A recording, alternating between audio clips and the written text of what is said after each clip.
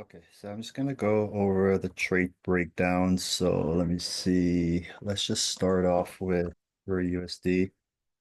So this was from last week, on Friday. So I guess we're good to take trades on Friday. Basically, the 4 hour had its pullback.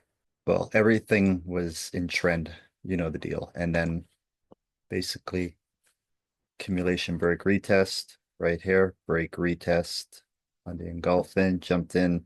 That hit 3R. They're not hitting like the full, but yeah, basically I'm like they only go for like a 1 to 2 or 1 to 3 and then they reverse. I'm thinking it's probably because of like the daily, like on the pullbacks, they're not like a super deep pullback. Like when you say proper daily pullback, you probably wanted to have like a nicer retracement and then we can have a higher target, right? So it seems like these are small, but they pass challenges pretty nicely.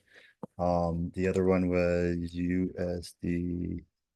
Okay. Same thing. So yeah, accumulation, break, retest, engulfing, and that went down to basically like 3R as well. Yeah, well, just shy of that.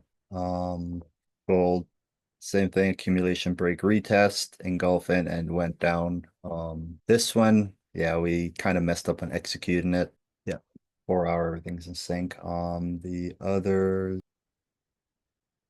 same thing, 4 hour pulled back and 15-minute accumulation, break, retest, engulfing, and it dropped down for another 3R.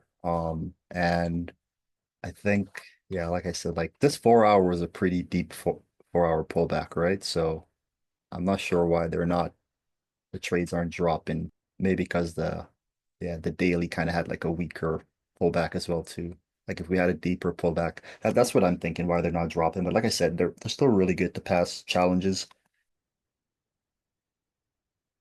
Use the PLN. So this was counter trend trade and the daily broke and then we got in on the 4 hour pullback. Again, this 4 hour is not super deep, but it did go for another 3R off a 4 hour area of interest and we had the accumulation. And this one I didn't take because like it was in Asia and I was looking at it like I recorded it, but I was just like, I've never taken a trade in Asia. And I know you said I could take a trade in Asia, and then now, yeah, now I know I can take a trade in Asia. Like you kind of just gotta like get told things multiple times until it kind of clicks in your brain and you're like, oh. And same thing, this kind of like pushed up 2R and then it just like wicks back really fast. And the spread on these are like so terrible. Like when you enter on here, like you get filled like all the way up here.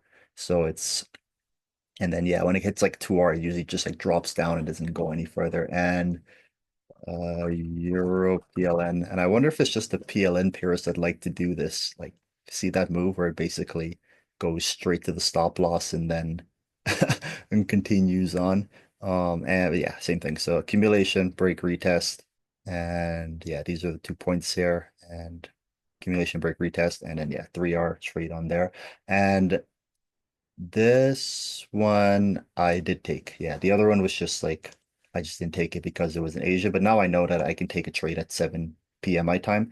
And what I'm gonna do now is I have like this little tracker thing that basically whenever I see a setup that looks perfect, because it seems like I'm getting the direction right, and the trades are always playing out. Even the ones that I've taken, they like four of them in a row. Oh, and I did get one challenge. Something happened like let me see.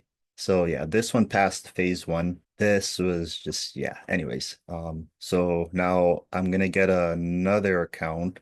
Like, okay, so here's my question now. So now that I have a practitioner account, right? Do I continue to trade this one like I would trade the regular ones, or do I get another regular one and trade that, and then when I get another one to this practitioner level, then I start like, I keep the flow and how it's rotating. So that was one of my questions. And yeah, I'm going to be tracking my execution rates. So like if I see like four setups that match the rules, I am going to track and see how well how many of those fours that I actually take. And then I'm just going to slowly increase it. So like over, like the course of like 3 months, I'm just going to track it. And each week my focus would be on increasing because that seems like the only thing that's and like kind of like letting go of the trade once I enter. So once I enter it, like just kind of detach from it completely and let it do its thing because my mind kind of still gets a little tied up with the trade and I want to check it every now and then. But the best trades are always when you just like enter it and then you don't come back and check until either TP or stop loss is hit, right? So that's what I'm going to work on. So yeah, my focus is going to be on executing on 100% of the trades, gradually increasing that rate and then also like not getting in the way of the trade.